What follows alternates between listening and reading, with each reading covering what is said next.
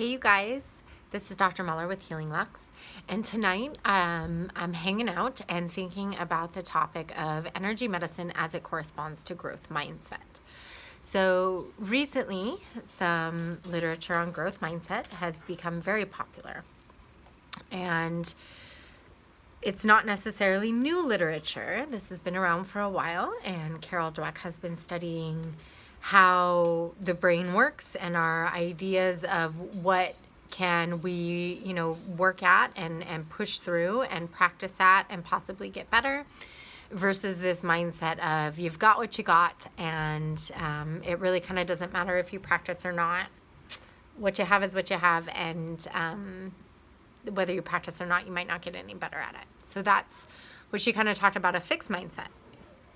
And so whether you have a growth or fixed mindset is directly related to your motivation in life. How likely are you to finish your homework or not? And are you, internally versus externally motivated to engage in a particular behavior or event, or when you're thinking about something in your life or even yourself personally, how do you reflect on that process, and how does it relate to this entity versus incremental fixed growth or mindset that she has, and does that relate to your likelihood of engaging in that behavior or not?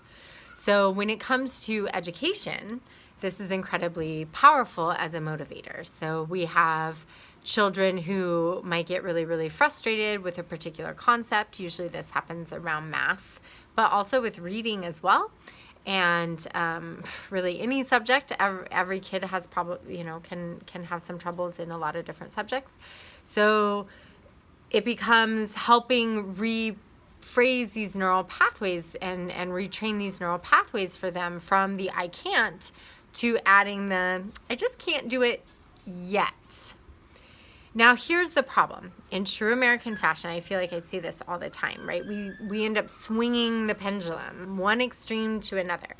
So I've seen educators make comments like, "Oh, you just need a growth mindset. Just be positive, work harder," and this idea that it gets boiled down to just praising effort. You worked really hard at it, and that's why you did it. And then sometimes we're just flat out grumpy, and so we can create this pattern of whether we're an educator or whether we're a parent trying to bestow these ideas upon our kids.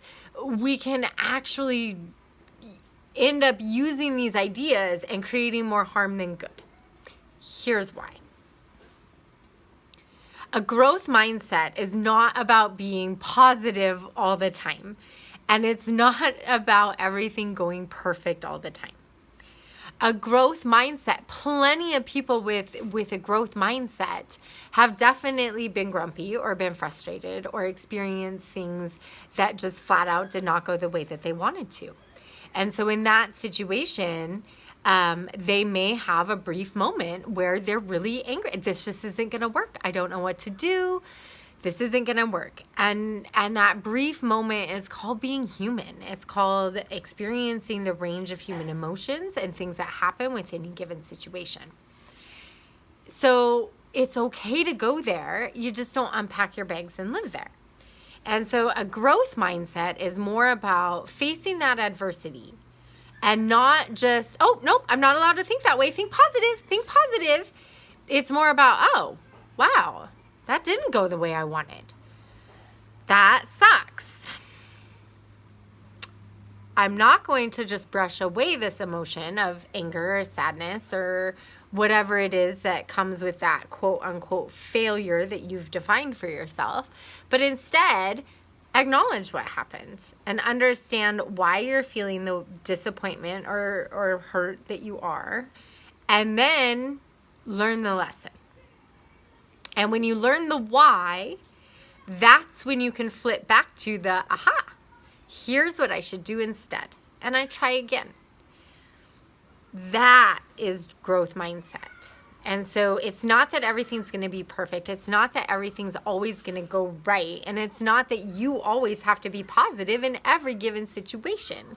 But rather, when it is a situation that's more challenging for you to find the positivity, that's more challenging for you to see the options and opportunities for growth that arise, that you sit with why for a little bit and learn the emotion behind them and the lesson behind that, and then move forward. The key to doing that is actually tapping into some energy medicine techniques. So when we're talking about emotions that get locked in from an energetic standpoint, you can be talking about the energy pattern of the 5 elements. So water, wood, fire, earth, and metal. Each one of those elements has an emotional component to it. So depending on where we're feeling stuck and what emotion we're feeling stuck, there are different places that we can activate within our mind, within our head and brain. And we call it, there's neurolymphatic and neurovascular points that each one will do something different, will help you release something different. So depending on the emotion, depending on the situation, and depending on where you're at and how you're feeling, there are not just these awesome psychological growth mindset type principles that you can latch on and use for yourself or your kids, whether it's your children or perhaps you're an educator and you want to help your students learn some more. But when you add on the understanding of energy medicine and the emotional component from traditional Chinese medicine and the 5 elements on top of that, you can really create a profound shift in a child or an adult's ability to truly understand growth mindset and be able to navigate the waves of life as they hit you, if you will. So if you have any questions or want to learn more specifics, where to hold, what's related to what emotion, give me a call. Thanks for listening.